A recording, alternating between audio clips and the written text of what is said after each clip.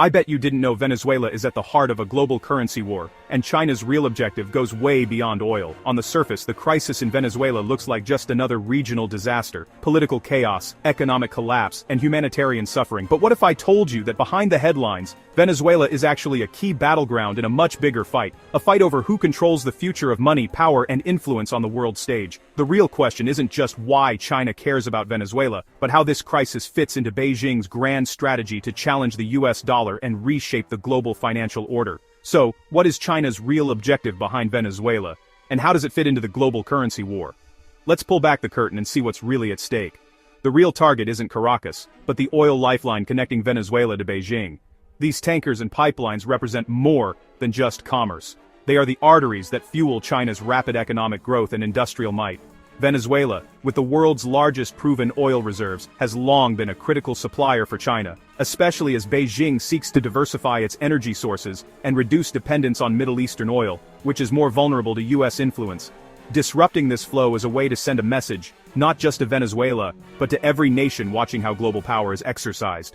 Oil is more than a commodity, it's a strategic asset, and whoever controls its flow wields enormous leverage on the world stage. The ability to influence oil prices, redirect supply chains, or impose sanctions can have ripple effects across global markets, affecting everything from transportation costs to the stability of entire economies. For years, China relied on Venezuela for discounted crude, bypassing US-influenced suppliers. This partnership allowed China to secure energy on its own terms, building a strategic buffer against Western pressure. The relationship between Caracas and Beijing became a symbol of a shifting world order, where new alliances challenge old hierarchies. China's investments in Venezuela went beyond oil, extending to infrastructure, telecommunications, and even military cooperation, deepening the ties between the two nations. Chinese companies have built roads, railways, and power plants across Venezuela, while also providing surveillance technology and digital infrastructure. In return, Venezuela has received billions in loans, often repaid in oil shipments, creating a complex web of economic and political dependencies that tie the two countries together. By squeezing Venezuela, Washington signals to China that its energy security is vulnerable to American disruption.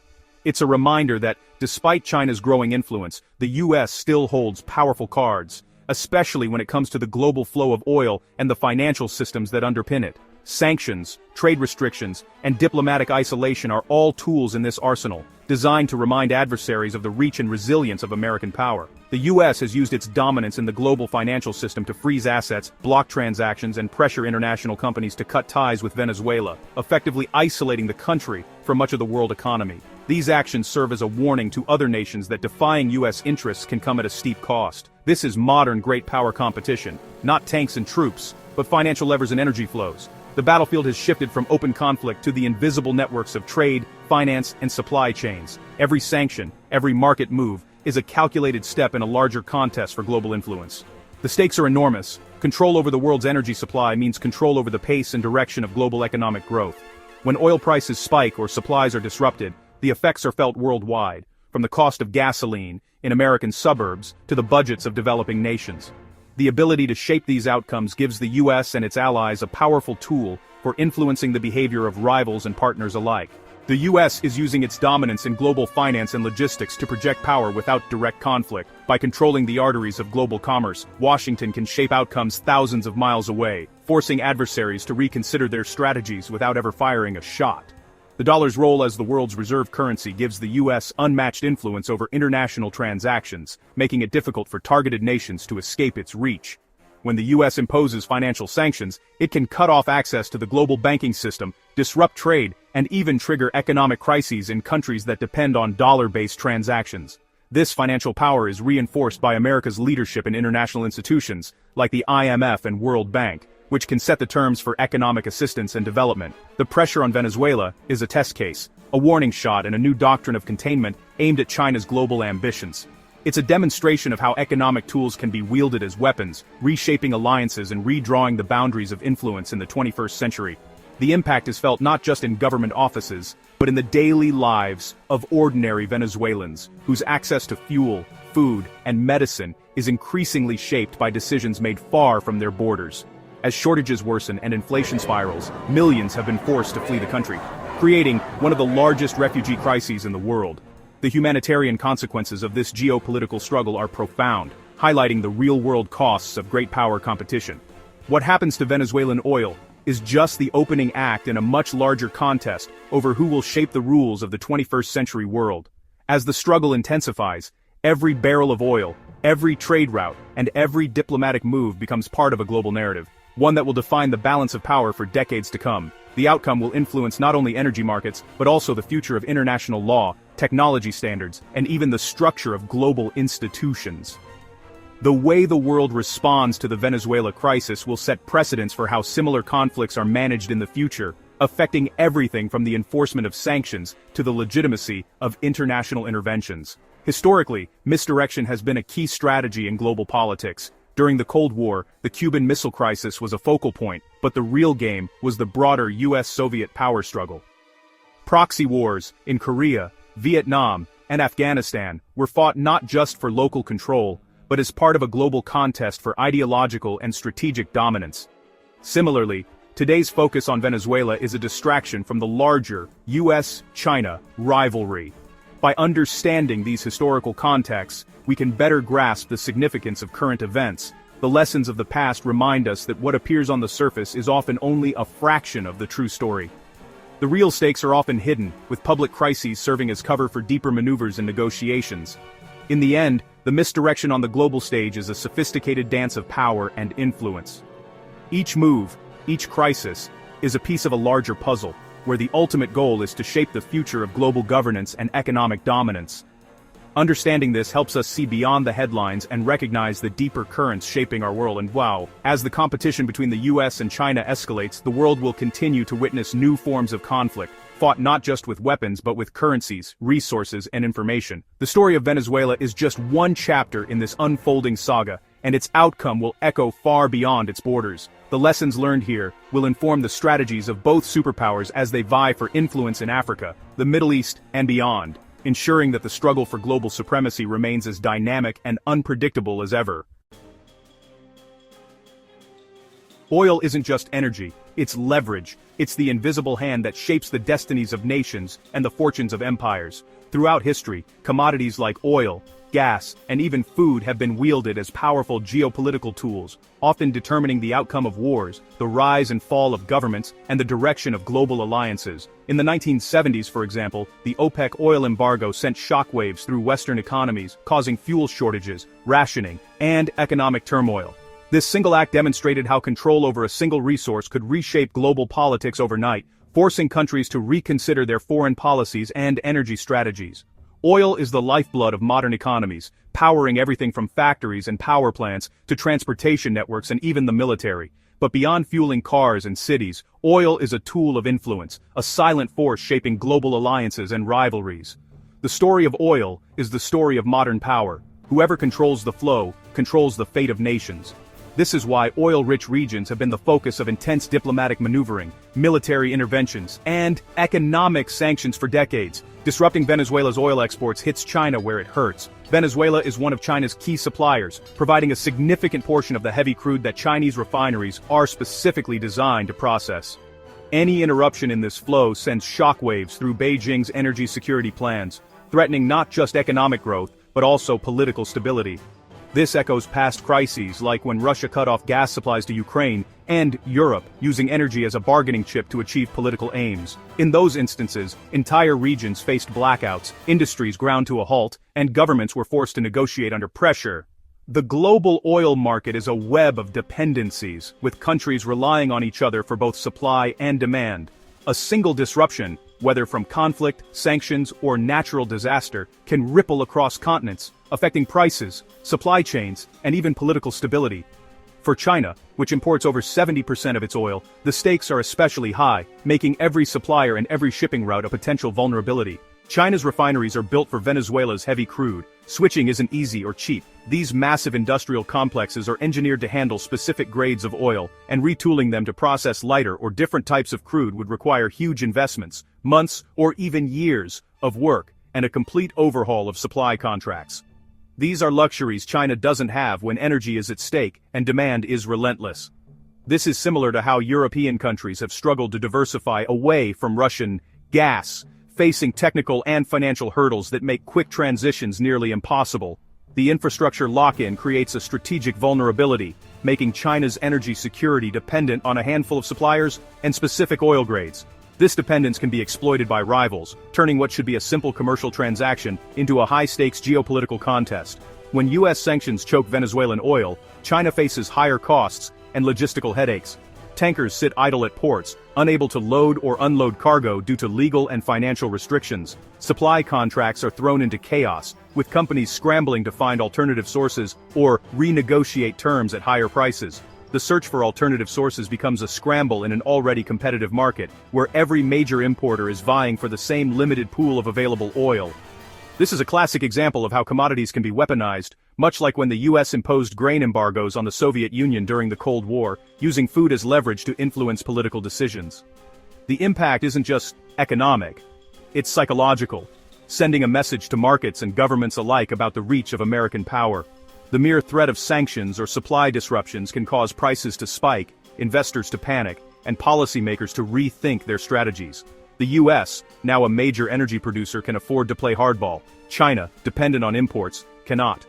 America's shale revolution has turned it into an energy powerhouse, with domestic production soaring and imports declining. This newfound independence gives Washington the confidence to use oil as a strategic weapon, just as it did with grain and technology in previous decades. The U.S. can impose sanctions, disrupt rivals, and weather the economic fallout with far less risk than countries that rely on foreign energy. This shift has fundamentally altered the global balance of power, allowing the U.S. to act unilaterally in ways that would have been unthinkable just a decade ago. For China, this means navigating a world where its primary energy supplier is also its chief geopolitical rival, and where every barrel of oil is a potential point of leverage. By targeting Venezuela, Washington demonstrates its ability to control global energy choke points. These are the narrow passages and critical infrastructure through which the world's oil flows, places like the Strait of Hormuz, the Suez Canal, and the Malacca Strait. Disruptions at these points can halt global trade, spike prices, and trigger international crises. It's a reminder that the U.S. can influence not just prices, but the very routes and flows that keep economies running. This echoes the British naval blockades of the early 20th century, which cut off resources to adversaries and shifted the tides of war. Today, the battlefield is digital and economic, but the principles remain the same: control the arteries, and you control the body. The ability to disrupt or secure these choke points is a form of power that transcends borders and treaties. This isn't just about barrels and prices, it's about weaponizing economic interdependence. Oil becomes a bargaining chip, a way to pressure rivals and reward allies, reshaping the balance of power without a single shot fired. History is full of such examples, from the salt trade routes of ancient empires, which determined the wealth and survival of entire civilizations, to the modern-day rare earths disputes, where control over critical minerals has become a new front in global competition. In today's interconnected world, economic warfare can be as devastating as military conflict, with sanctions and embargoes replacing bombs and bullets. The ability to disrupt supply chains, manipulate markets, and influence the decisions of other nations is a form of soft power that can achieve strategic objectives without open confrontation. The message to Beijing is clear: your resource quest is a vulnerability, and the U.S. can exploit it at will. Every pipeline, every tanker, every deal is a potential pressure point in this high-stakes game, just as control over rubber and tin-shaped strategies during World War II, when access to raw materials determined the outcome of battles and the fate of nations. For China, the challenge is not just securing resources, but defending the supply lines that bring them home. This means investing in alternative routes, building strategic reserves, and forging alliances with other producers, all while navigating a world where every move is watched and countered by rivals. The oil conflict is a new kind of power play, one where control over flows matters as much as territory. In this era, whoever shapes the movement of energy shapes the future of global power. The lessons of history are clear. Commodities are never just goods, they are levers of influence. As the world transitions to new forms of energy, the same dynamics will play out with lithium, cobalt, and other critical resources. The competition for these materials is already intensifying, with countries racing to secure supplies, develop new technologies, and establish control over the next generation of strategic commodities. The U.S. is engaging China in a global contest without firing a shot. The battlefield is economic. The weapons are barrels and contracts, and the stakes are nothing less than the world's balance of power. As the energy landscape evolves, the struggle for control over resources will only intensify, shaping the destinies of nations for decades to come. The outcome of this contest will determine not just who has access to energy, but who sets the rules of the global order in the 21st century and beyond. In the 21st century, the face of warfare has changed dramatically. Today's blockades aren't enforced by warships patrolling distant waters or soldiers landing on foreign shores, as they were in the past. Instead, America's modern warfare is waged from office towers and government buildings, with the stroke of a pen or the click of a mouse. The tools of conflict have shifted from guns and bombs to regulations, sanctions, and financial controls, silent weapons that can cripple a nation without a single shot being fired. Financial threats and legal notices crafted in Washington boardrooms and government offices have replaced the gunboat diplomacy of the past. These tools are silent, but their impact is felt across continents. A single executive order or Treasury Department memo can send shockwaves through global markets, freezing assets, blocking transactions, and isolating entire economies. The U.S. government, through agencies like the Treasury's Office of Foreign Assets Control, OFAC, wields the power to blacklist individuals, companies, and even entire countries, making them radioactive to the global financial system. The U.S. leverages its grip on global finance, insurance, and shipping to make Venezuelan oil untouchable, just as it did with Iran in 2012 when sanctions slashed Iranian oil exports by more than half. By targeting the companies that insure oil tankers, the banks that process payments, and the shippers that move crude across oceans, Washington can effectively choke off a country's main source of revenue.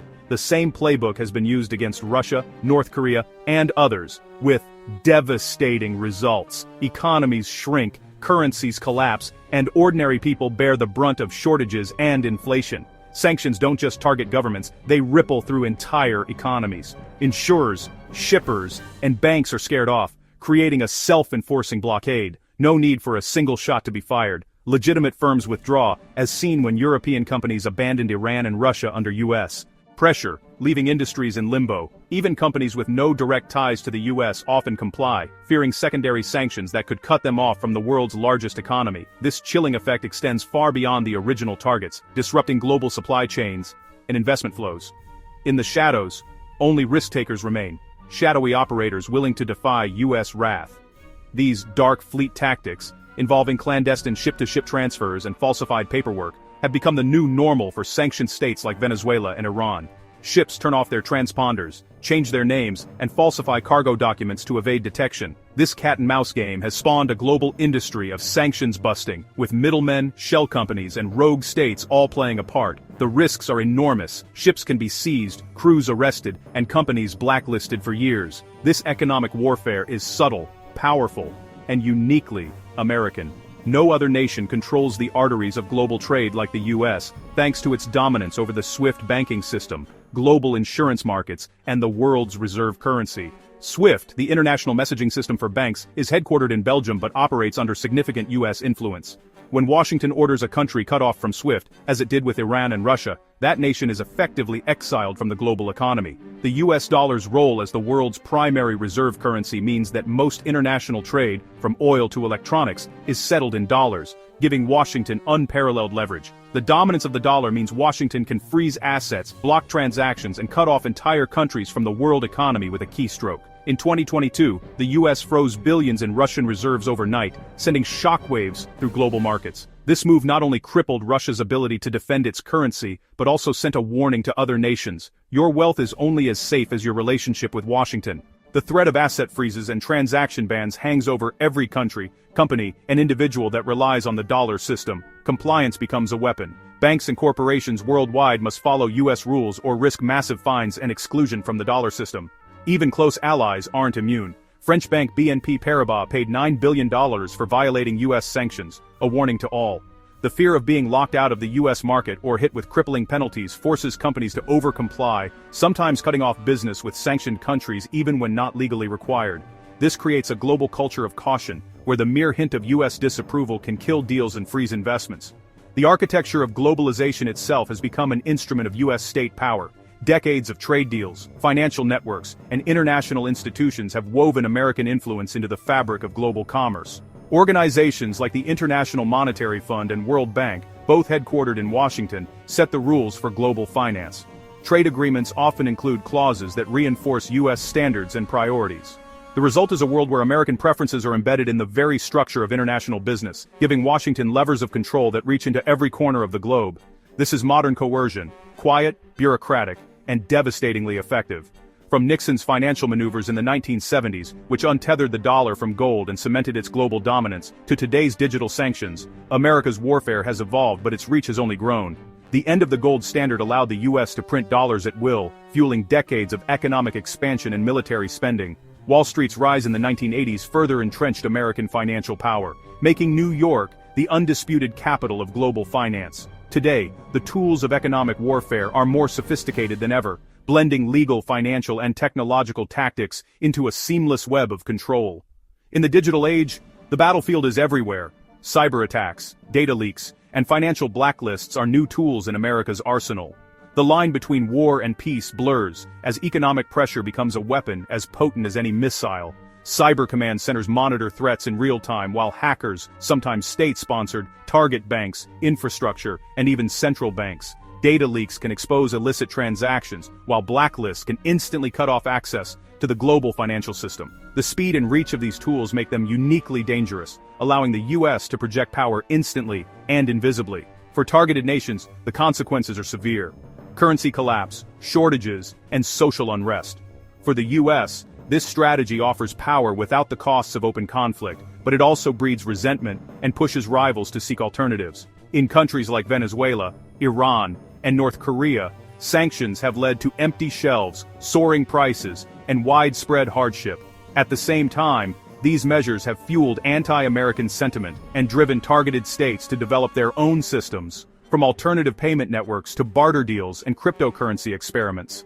As America wields its financial might, others are searching for ways out, building new payment systems, stockpiling gold, and forging alliances to challenge the dollar's supremacy.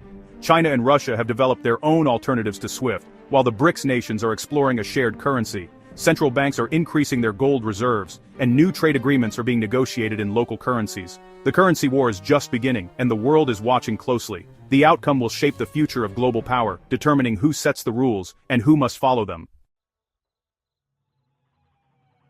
The true impact of the blockade is not just felt in Caracas, but reverberates most painfully in Beijing. For decades, China has grappled with a deep-rooted sense of energy insecurity, a vulnerability that traces back to the oil shocks of the 1970s. During that era, China, still emerging from the Cultural Revolution, faced crippling oil shortages that brought entire industries to a standstill. Long lines at gas stations became a daily reality, and the government was forced to ration fuel, prioritizing essential sectors and leaving ordinary citizens to cope with coal stoves and blackouts.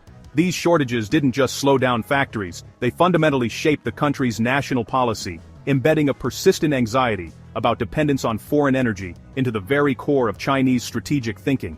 Even today, the memories of those difficult years linger in the minds of Chinese leaders, coloring every major decision about energy, security, and foreign policy. The trauma of being at the mercy of global markets and foreign suppliers is a lesson that has never been forgotten. In response to these vulnerabilities, China has spent the last 2 decades pouring billions of dollars into overseas oil projects, with Venezuela becoming a centerpiece of this strategy. The hope was to secure a stable, long-term supply of oil and avoid repeating the mistakes of the past. These investments were part of a much broader, going-out policy, which saw Chinese state-owned enterprises aggressively seeking resources in Africa, Latin America, Central Asia, and beyond. In Venezuela, China extended massive loans, built infrastructure, and sent engineers to modernize oil fields, all in exchange for guaranteed shipments of crude. But now, with Venezuela's oil sector in crisis and US sanctions tightening the noose, many of these investments are stranded. Billions of dollars in assets sitting idle, with little hope of recovery. This is not the first time China has faced such setbacks. In Sudan, civil war and international sanctions cut off access to oil fields that Chinese companies had spent years developing. In Iran, US pressure forced China to scale back its involvement, despite years of partnership. Each time, China is reminded that money and infrastructure alone cannot guarantee energy security in a world where alliances shift and politics are unpredictable. The consequences of these disruptions are immediate and severe for China's energy sector. When a major supplier like Venezuela or Iran is cut off, Chinese refineries are forced to scramble for alternative sources, often at much higher prices. Retooling refineries to handle different grades of crude is expensive and time-consuming, eating into already thin profit margins. For example, in 2012, when US sanctions on Iran took effect, China had to quickly find new suppliers, sometimes paying a premium for lower-quality oil from distant markets. These sudden shifts don't just affect the oil companies, they ripple through the entire Chinese economy. Manufacturing costs rise, transportation becomes more expensive and inflationary pressures build. The uncertainty makes it difficult for businesses to plan, threatening economic growth and stability. In a country where economic performance is closely tied to political legitimacy, these disruptions are more than just an inconvenience, they are a strategic threat. These supply shocks also expose a deeper structural weakness in China's energy security, its overwhelming reliance on imported resources that must travel through global shipping lanes dominated by U.S. influence. Nearly 80% of China's oil imports pass through a handful of vulnerable maritime choke points, with the Strait of Malacca being the most critical. This narrow waterway, sandwiched between Malaysia and Indonesia, is patrolled by U.S. allies and is a known hotspot for piracy and geopolitical tension. Any disruption, whether from military conflict, piracy, or sanctions, can send shockwaves through China's economy, threatening everything from factory output to food delivery. To mitigate these risks, China has invested heavily in building up its navy, developing alternative overland routes like pipelines through Central Asia, and stockpiling strategic reserves. Yet despite these efforts, the fundamental vulnerability remains. As long as China depends on seaborne oil, it is exposed to forces beyond its control. The United States, with its unmatched military reach and global network of alliances, can target any of China's vulnerable suppliers anywhere in the world. History is full of examples. In Sudan, U.S. sanctions forced Chinese oil workers to abandon their posts. In the Middle East, American military presence has shaped the flow of oil for decades. Each new round of sanctions or military maneuver sends a clear and unmistakable message. Washington has the power to shape the global energy landscape, often at Beijing's expense. This power imbalance is a constant source of frustration and anxiety for Chinese policymakers, who see their country's economic future held hostage by decisions made in Washington, D.C. For China, the costs of these disruptions are both immediate and strategic. Every time a supply chain is interrupted, Chinese markets react with volatility. Stock prices drop, the yuan weakens, and investor confidence is shaken. The government is often forced to step in, deploying emergency reserves, subsidizing key industries, or even imposing price controls to prevent social unrest. These interventions can be enormously expensive, draining resources that could be used for development or innovation. Meanwhile, the United States, with its diversified supply chains and growing domestic energy production, remains largely insulated from these shocks. American companies and consumers are protected by a buffer of domestic oil and a global network of suppliers, allowing Washington to wield sanctions and blockades with relatively little risk to its own economy. This dynamic forces Beijing to confront a sobering reality. Its economic security is, in many ways, dependent on the restraint of its chief rival. This vulnerability has haunted Chinese policymakers since the days of Mao Zedong, when the country's isolation left it at the mercy of global events. Despite decades of rapid growth, technological advancement, and military modernization, China's leaders know that a single crisis, whether triggered by sanctions, conflict, or market manipulation, can expose the limits of their power. This realization drives their relentless search for new energy sources, new international partners, and cutting-edge technologies, like renewables and electric vehicles. Yet, the fundamental challenge remains. As long as China is dependent on imported oil, it will always be vulnerable to external pressure.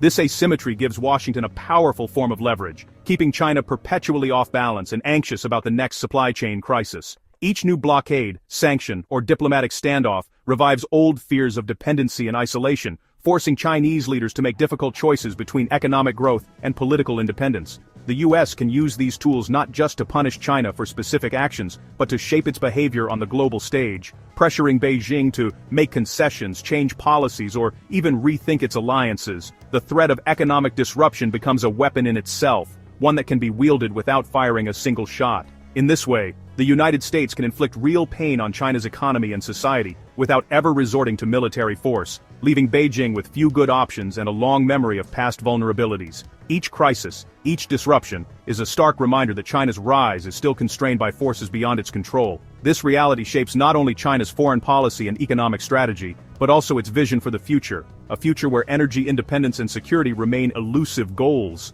and where the shadow of past crises continues to loom large over every decision made in Beijing.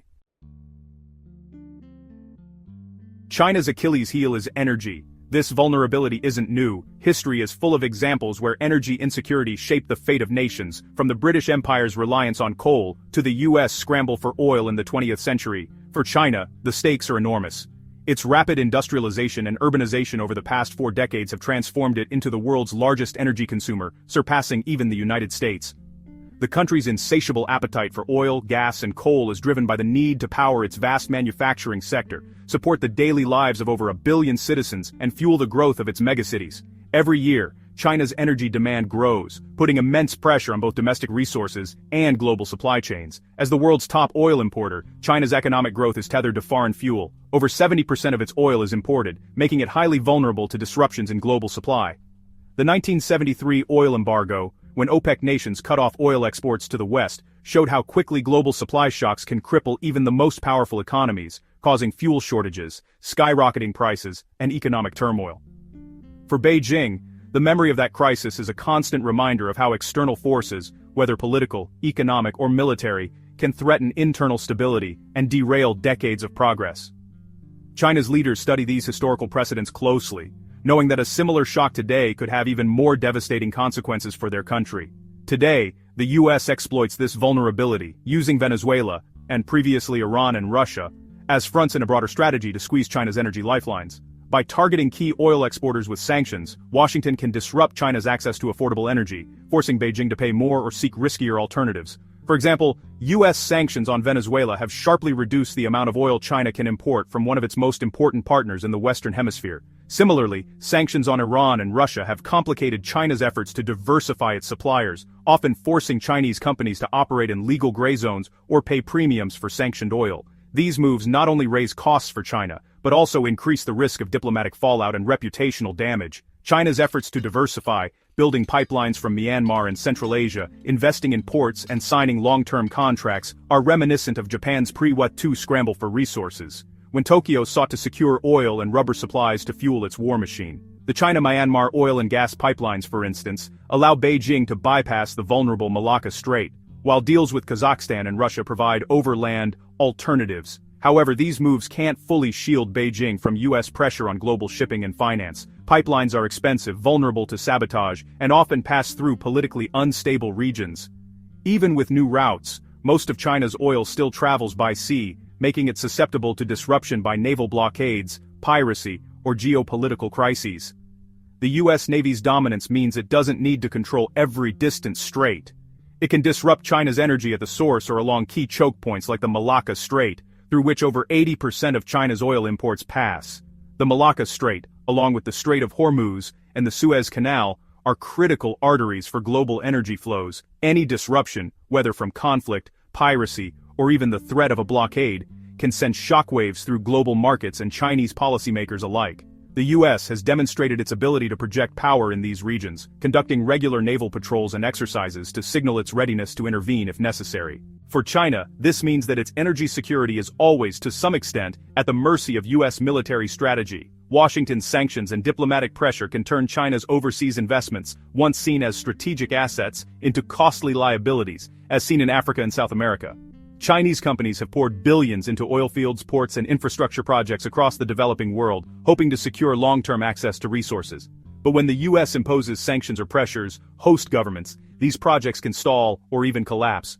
Local opposition often grows, fueled by concerns over debt, environmental impact, or loss of sovereignty. In some cases, Chinese workers have been targeted by violence or forced to evacuate, while investments are written off as losses. The result is a growing sense of risk and uncertainty for China's global ambitions. This forces Beijing to rethink its strategy. Building alternatives like renewables, nuclear power, or a blue water navy takes time and massive investment. China is pouring billions into solar, wind, and electric vehicles, aiming to become a global leader in clean energy technology and reduce its dependence on imported oil. The country is also expanding its nuclear power capacity and investing heavily in battery storage, rare earth mining, and hydrogen fuel cells. At the same time, China is rapidly modernizing its navy, seeking to protect its maritime interests and secure vital sea lanes.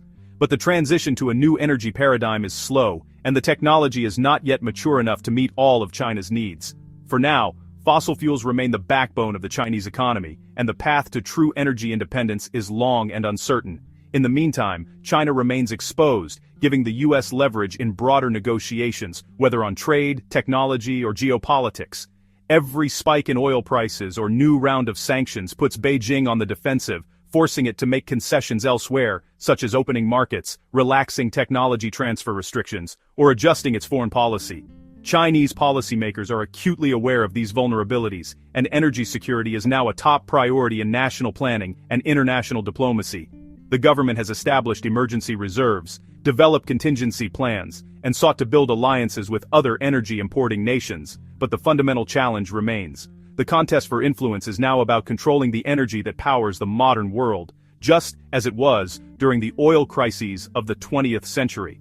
But today, the stakes are even higher, with energy security intertwined with technology, finance, and military power. The rise of electric vehicles, the digitalization of energy markets, and the growing importance of critical minerals like lithium and cobalt have added new layers of complexity to the global energy game. Nations are not just competing for oil and gas, but for the technologies and resources that will define the next era of economic and military power. The US holds the upper hand, at least for now. Its dominance in global finance, energy production, and military reach gives it powerful tools to shape the world order. The petrodollar system, America's shale revolution, and its unmatched naval power allow Washington to influence energy markets and project strength far beyond its borders. But history shows that energy insecurity can reshape global power in unexpected ways.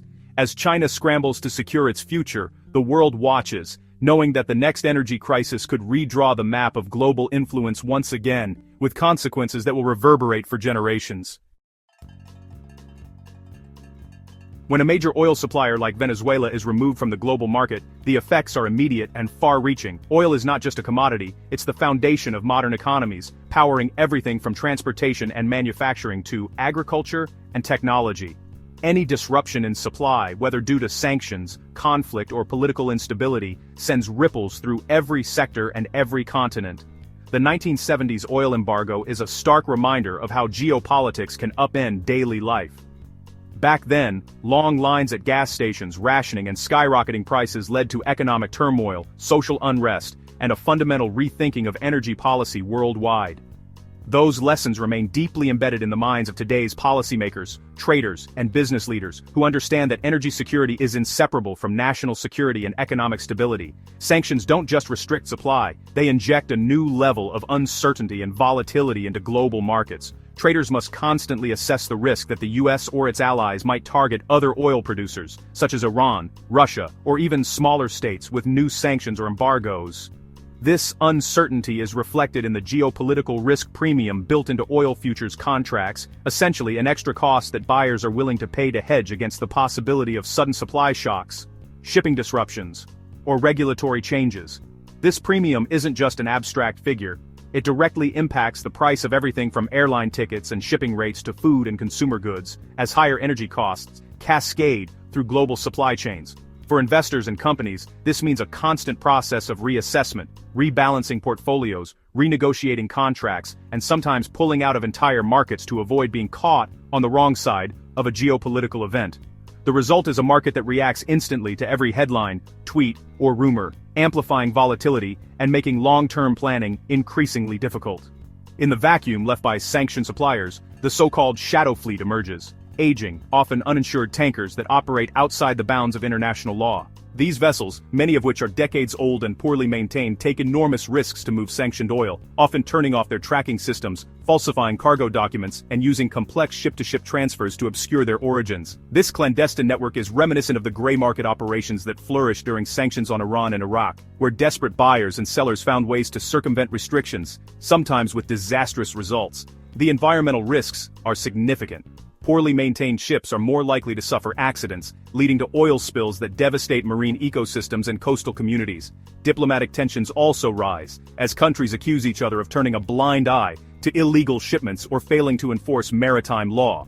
The lack of oversight not only endangers the environment, but also undermines the integrity of global shipping and insurance markets, making it harder for legitimate actors to operate safely and transparently. The presence of shadow fleets and increased naval patrols creates a dangerous game of cat and mouse on the high seas. Military vessels from rival powers often find themselves operating in close proximity to commercial ships suspected of violating sanctions, raising the risk of miscalculation, accidental collisions, or even deliberate provocations. During the original Cold War, such maritime standoffs led to several near misses and global crises, as each side tested the other's resolve and response times. Today, the stakes are even higher. More countries are involved, The technology is more advanced and the lines between commercial and military activity are increasingly blurred. A single incident, whether an accidental collision, a misinterpreted maneuver, or a deliberate act of sabotage, could escalate rapidly, drawing in regional or even global powers and triggering a wider conflict.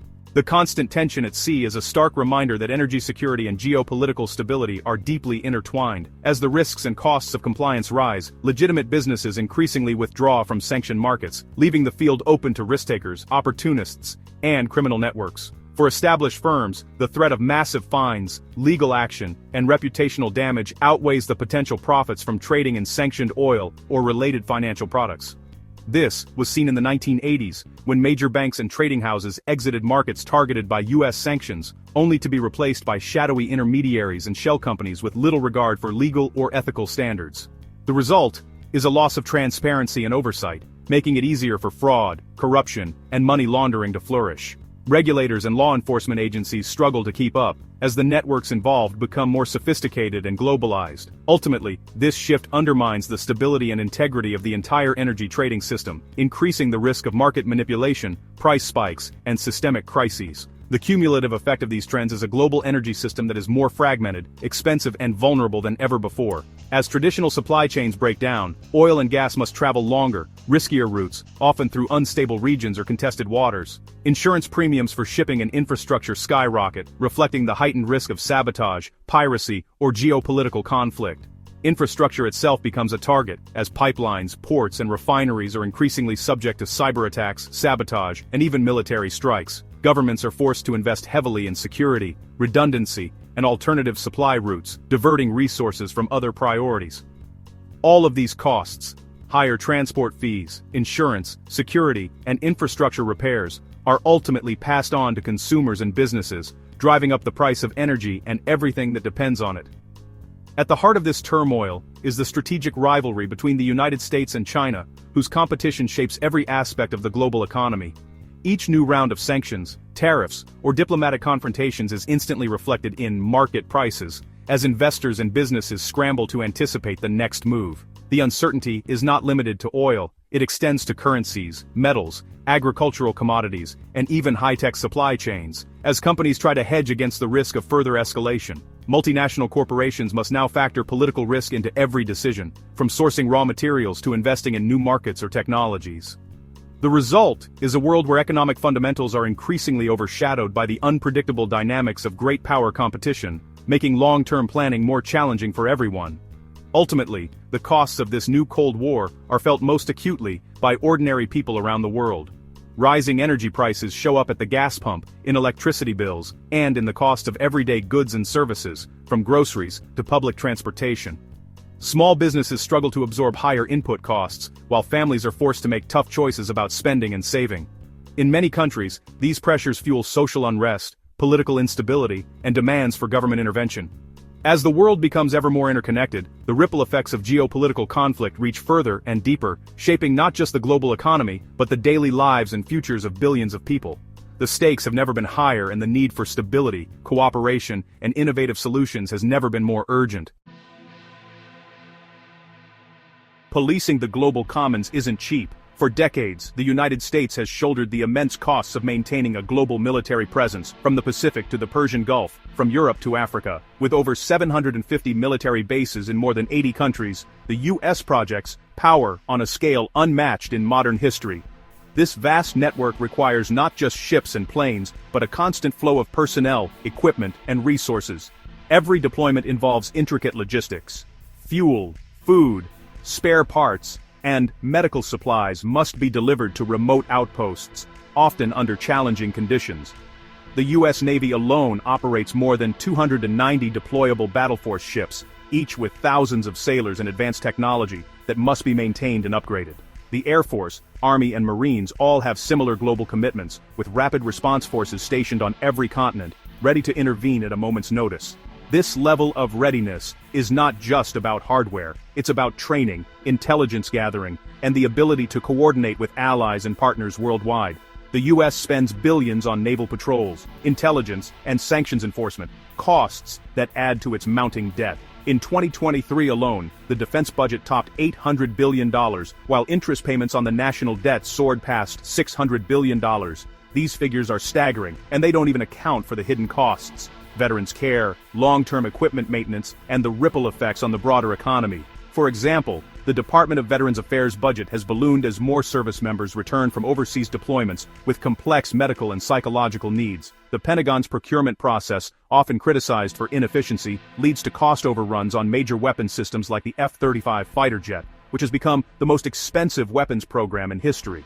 Meanwhile, the U.S. government frequently faces budget showdowns and debt-ceiling crises, with political gridlock threatening to shut down essential services. Wall Street and global markets watch these developments closely, as America's fiscal health has direct implications for the world economy. Historically, moments like the Vietnam War and the post-9/11 conflicts have shown how sustained military spending can strain America's finances. The Vietnam War, for instance, not only cost tens of thousands of American lives, but also contributed to inflation and budget deficits that haunted the U.S. economy for years. The 1970s oil crisis exposed America's vulnerability to global shocks, while the Reagan-era arms race led to a massive buildup of nuclear and conventional forces, financed largely through borrowing. The 2008 financial meltdown, triggered by a housing bubble and risky financial practices, forced the government to bail out banks and stimulate the economy, adding trillions to the national debt. China sees this as a long-term American weakness. The more Washington spends to maintain dominance, the more it strains its own economy. Beijing's leaders study these cycles, betting that fiscal exhaustion could do what no rival military has managed: force the U.S. to pull back. Chinese strategists and economists analyze U.S. debt trends, looking for signs of overextension and opportunities to advance their own interests, while America is distracted by its financial burdens. Every dollar spent on global enforcement is a dollar not invested at home. Infrastructure crumbles, schools close, and American industries struggle to compete. The consequences are visible: bridges rust, roads crack, and communities face tough choices as public services are cut. In cities across the U.S., aging water systems leak millions of gallons daily, while public transportation networks lag behind those of other developed nations. Teachers in many states protest for higher pay and better classroom resources, as education budgets are squeezed to accommodate rising defense and entitlement costs. Hospitals in rural areas shut their doors, leaving entire regions without access to emergency care.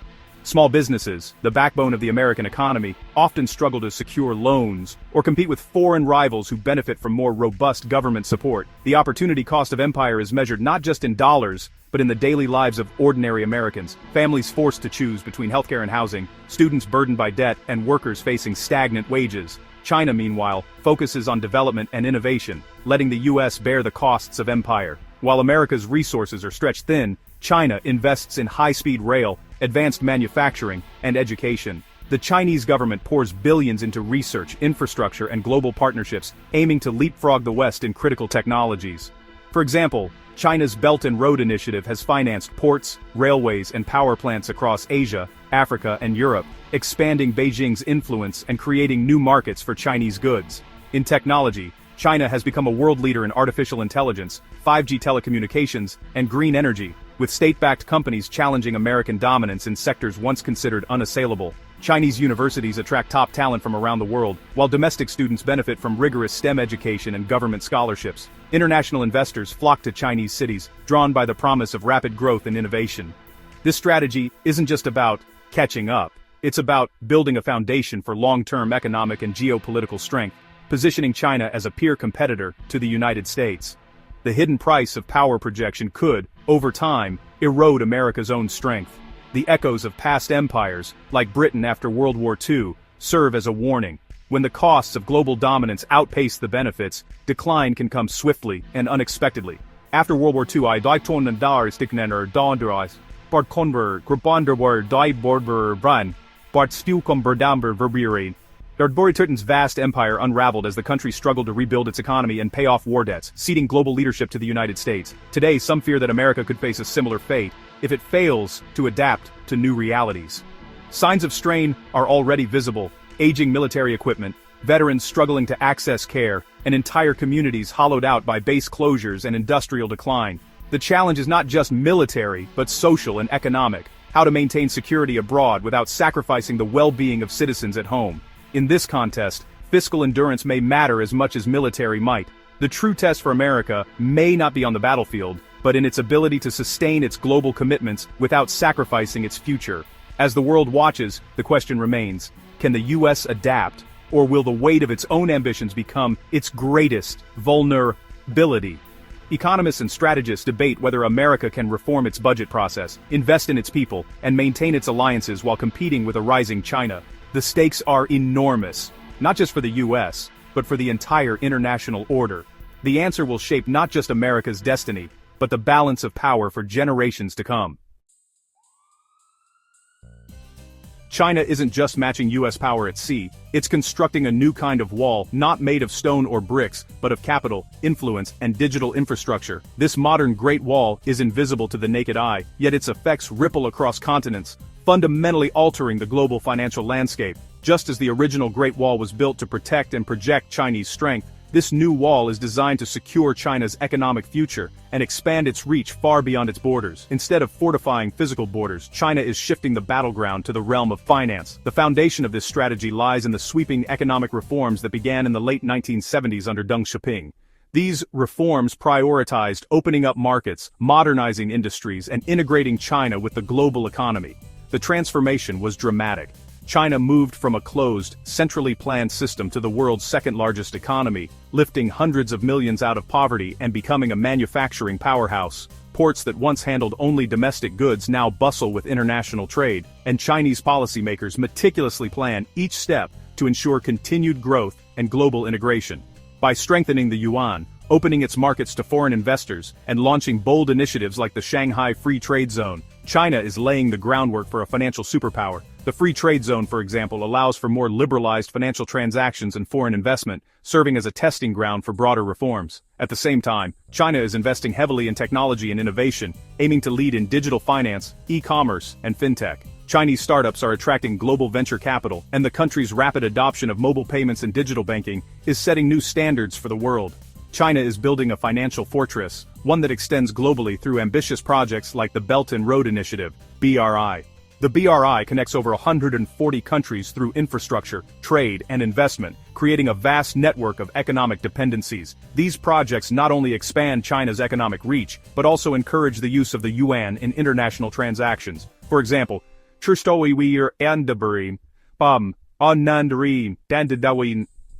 participating in the BRI often receive loans and make payments in yuan, further internationalizing the currency and reducing reliance on the US dollar. A stronger yuan boosts China's buying power, attracts global investors, and has even led central banks worldwide to add yuan to their reserves. Today, more than 70 countries hold yuan as part of their official reserves, a dramatic shift from just a decade ago, when the yuan was barely recognized outside China. This growing acceptance is a testament to China's economic clout and the deliberate efforts to internationalize its currency.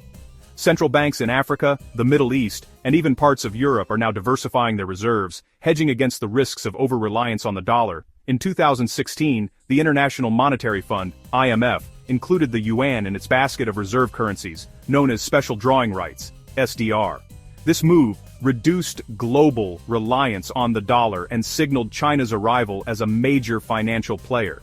The inclusion of the yuan in the SDR basket was a milestone, reflecting the world's growing confidence in China's economic stability and its willingness to play by international rules. It also gave countries more flexibility to conduct trade and settle debts in yuan, further eroding the dollar's dominance. This strategy chips away at US financial dominance, making sanctions less effective and encouraging alternative payment systems. As more countries seek to insulate themselves from US pressure, especially those targeted by sanctions, they are turning to the yuan and to Chinese-led payment networks. For example, Russia, Iran, and Venezuela have all increased their use of the yuan to bypass US restrictions, while China's cross-border interbank payment system, CIPS, offers a direct alternative to the Western-dominated SWIFT network. As more capital flows into China and systems like CIPS rival SWIFT, the global payments landscape is being redrawn. CIPS allows international banks to settle payments in yuan directly, bypassing traditional Western-controlled networks. This not only increases the efficiency of cross-border transactions, but also reduces the risk of being cut off from the global financial system, a powerful incentive for countries wary of US sanctions. The yuan's global role is expanding rapidly, especially among Belt and Road partners who increasingly use it for trade, investment, and even loans. For instance, African nations building railways and ports with Chinese financing often repay in yuan, while Latin American countries are exploring currency swaps to facilitate trade. This shift is accelerating as China offers attractive financing terms, infrastructure deals, and access to its vast consumer market. This is creating a multipolar financial system, where the dollar is no longer the only pillar. Investors and governments alike are diversifying, hedging their bets in a world where financial power is more evenly distributed. Economic analysts now debate not just the future of the dollar, but the rise of the yuan and the euro as alternative anchors for global finance. This diversification reduces systemic risk and gives countries more leverage in international negotiations. China's move is a form of asymmetric warfare, targeting the foundations of U.S. power, not its military, but its financial reach. By undermining the dollar's dominance, China is changing the rules of global competition. Recent events, like the yuan overtaking the dollar in Russia-China trade, show this shift in real time. In 2023, the yuan became the most used currency for China's cross-border payments, a historic first that signals a new era in global finance. The world is now offered a choice: stick with the dollar or hedge with the yuan, as more countries diversify their reserves. From Africa to Latin America, nations are exploring new financial partnerships with China, seeking to reduce their vulnerability to U.S. policy shifts and sanctions. These partnerships often come with technology transfers, infrastructure investments, and access to China's vast market, making the yuan an increasingly attractive option. Even digital payments are shifting, with China's ECNY, the digital yuan, gaining traction in cross-border trade. The digital yuan is being piloted in several countries, offering a glimpse of a future where payments are instant, borderless, and less dependent on Western systems. Chinese tourists can already use ECNY abroad, and international merchants are beginning to accept it, further expanding the currency's reach. China's answer to a physical blockade is a financial counteroffensive, echoing the defensive spirit of the original Great Wall. Instead of ships and soldiers, China deploys data, capital, and digital infrastructure to secure its interests. The country is training a new generation of fintech experts, investing in cybersecurity, and building the digital backbone needed to support a global financial network independent of Western control. The contest is shifting from oil tankers and physical trade routes to capital flows and digital transactions. China's Great Wall of capital is rising, brick by digital brick. As the world adapts to this new reality, the next era of global power will be defined not by armies or navies, but by who controls the flow of money, data, and trust. The question now: will the world embrace this new financial order or resist the tide of change? The answer will shape the balance of power for decades to come. The US-China rivalry is reshaping the very foundation of global finance. For nearly 80 years, the US dollar has been the world's financial anchor, dictating the flow of trade, investment, and power. But as new players and technologies emerge, the era of a single superpower's dominance is fading. The world is moving toward a multipolar financial order, one where influence is shared and the rules are being rewritten.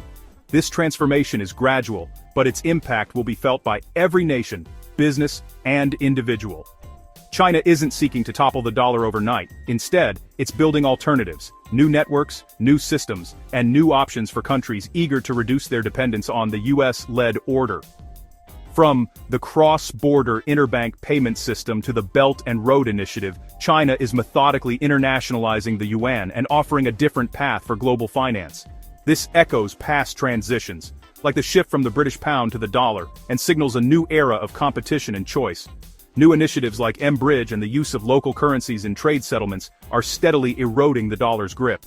Countries like China, Brazil, India, and Russia are bypassing the dollar in bilateral trade, while regional payment systems like PAPSES in Africa are empowering nations to chart their own financial destinies. These moves are not isolated. They're part of a global push for autonomy, resilience, and control. Across Africa, the Middle East, and South America, digital currencies and new alliances are opening doors to financial inclusion and independence.